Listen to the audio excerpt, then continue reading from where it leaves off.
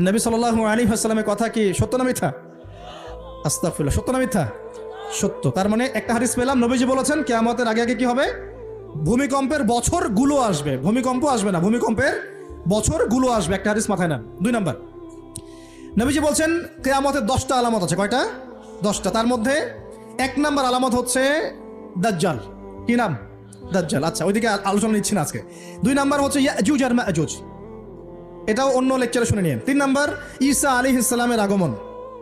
4 number দাব্বাতুল আরদ, জমিন থেকে প্রাণী বের হবে। 5 নাম্বার ইয়েমেন থেকে আগুন বের হবে। ইয়েমেন থেকে আগুন বের হবে। 6 নাম্বার দুখান, ধোঁয়া, ধোঁয়া দিয়ে পৃথিবী ছেয়ে যাবে। 7 নাম্বার, 8 নাম্বার, 9 নাম্বার, এগুলো হচ্ছে 3টা বড় বড় ভূমিকম্প, ভূমিধস, যেটা হবে একটা পৃথিবীর পূর্বে, একটা পশ্চিমে, একটা মাঝখানে। পৃথিবীর পূর্বে মানে এই পুরো আমাদের সাবকন্টিনেন্ট সহ পুরো পূর্ব দিক, একদম ইন্দোনেশিয়া, মালয়েশিয়া, সব জায়গা পূর্ব দিক। পশ্চিম মানে পুরো পশ্চিমা সভ্যতা, আর মাঝখান মানে এই জাজিরাতুল আরবিয়া, মাঝখান। এই 3টা ভূমিকম্প হবে পৃথিবীতে, এখনো আসা বাকি আছে, বড় বড়। এগুলোতে ভূমি কাঁপবে না, ভূমি ধসে যাবে। কি হবে? নবীর কথা কি ভুল হবে?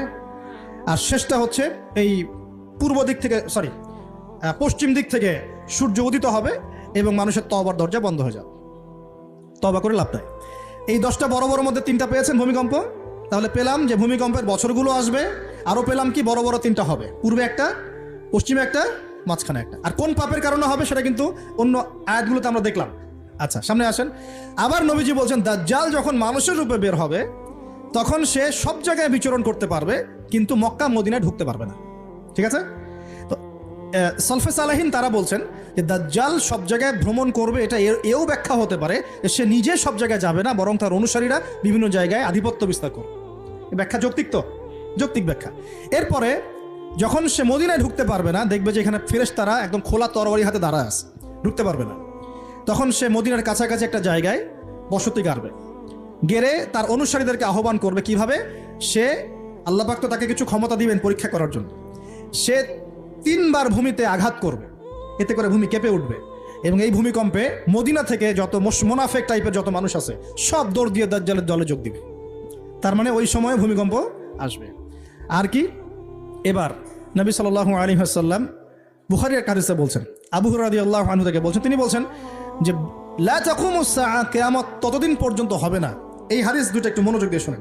কিয়ামত ততদিন পর্যন্ত হবে না যতদিন পর্যন্ত না ইউকবাদুল ইলম, জ্ঞানটাকে উঠিয়ে নেওয়া হয়। জ্ঞান কি হয়? উঠিয়ে নেওয়া হয়।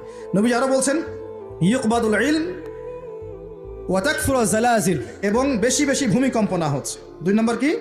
বেশি বেশি ভূমিকম্প না হচ্ছে। ওয়া ইয়াতাকারাবুজ জামান, এবং সময় কাছাকাছি চলে না আসছে।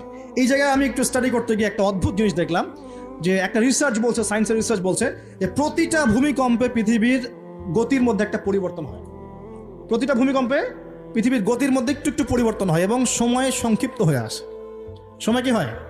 সংক্ষিপ্ত হয়ে আসে। পৃথিবীর ভিতরে আছে, নিচে আছে কিন্তু আগুন। কি আছে? আগুনের স্তর আছে। একদম নিচে একটা ইনার কোর মানে একটা জায়গা আছে, ইনার কোর বলে।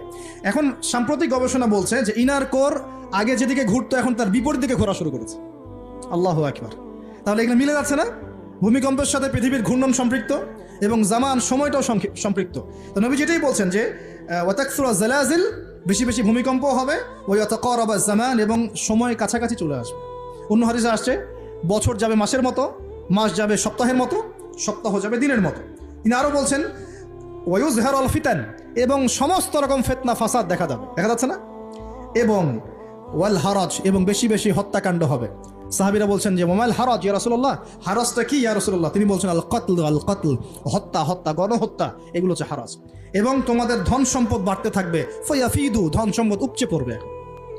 এখানেও পেলাম যে ভূমিকম্প কিয়ামতের অন্যতম কি আলামত। আরেকটা হাদিসে নবীজি বলছেন, আর 2টো হাদিস বাকি আছে আজকের মতো। নবীজি বলছেন, এই হাদিসটা আসছে ইবনে মাজাহ, এটার হাদিস নাম্বার 4020 নম্বর হাদিস। নবীজি বলছেন যে লা ইয়াশরাবান্না নাস মিন উম্মতি আল খামর, আমার উম্মতের, ভালো করে শোনেন যুবকরা, ভালো করে শোনো, আমার উম্মতের মানুষ, এক শ্রেণীর মানুষ মাদক দ্রব্য পান করবে। কি পান করবে? নবীজি বলছেন আমার উম্মতের একটা অংশের মানুষ মাদক দ্রব্য পান করবে। ওয়া ইউসাম্মুনাহা বিগাইরি ইসমিহা, কিন্তু মাদক দ্রব্যের নাম পরিবর্তন করে অন্য নাম দেয়া শুরু করবে। বুঝতে পারলাম? এখন কে বলে মাদক? আমরা বলি এখন হুইস্কি, রাম, আর কি ভাই, ইয়াবা, হ্যাঁ কত নাম বের হয়েছে।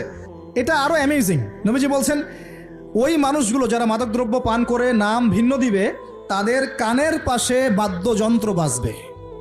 এখন কানের পাশে বাদ্যযন্ত্র বাজে কিভাবে? তোমার ব্লুটুথ আর ইয়ারফোন দিয়ে। বুঝতে পারো নাই মনে হয়। এইভাবে শব্দ আসলো কিভাবে হাদিসের মধ্যে? নবীজি এভাবে শব্দ প্রয়োগ করলেন কেন? যে ওয়ায়ুযাফু আলা রুউসিহিম বিল মাআজিফ, তাদের মাথার পাশে কানের পাশে বাদ্যযন্ত্র কেমন করে বাজবে? তোমার কানের ভিতরে ঢুকানো আছে বাদ্যযন্ত্র, আছে না? এই যে এটা এই জামানার সাথে সম্পৃক্ত। ওয়াল মুগান্নিয়াত মানে হচ্ছে ওই গায়িকা নর্তকী, এবং তারা গায়িকা নর্তকীদেরকে নিয়ে সময় কাটাবে। আল্লাহ পাক তাদেরকে শাস্তি দিবেন কিভাবে? ইয়াখসিফুল্লাহু বিহিমুল আরদা, নাউযুবিল্লাহ। আল্লাহ পাক ওই মানুষগুলোকে সহ জমিনটাকে ধসিয়ে দিবে একেবারে। কি পাপের কারণে? মাদক দ্রব্য খাওয়া এবং তার নাম ভিন্ন করে হালাল করে খাওয়া। আস্তাগফিরুল্লাহ। 2 নম্বর হচ্ছে বাদ্যযন্ত্র। কি?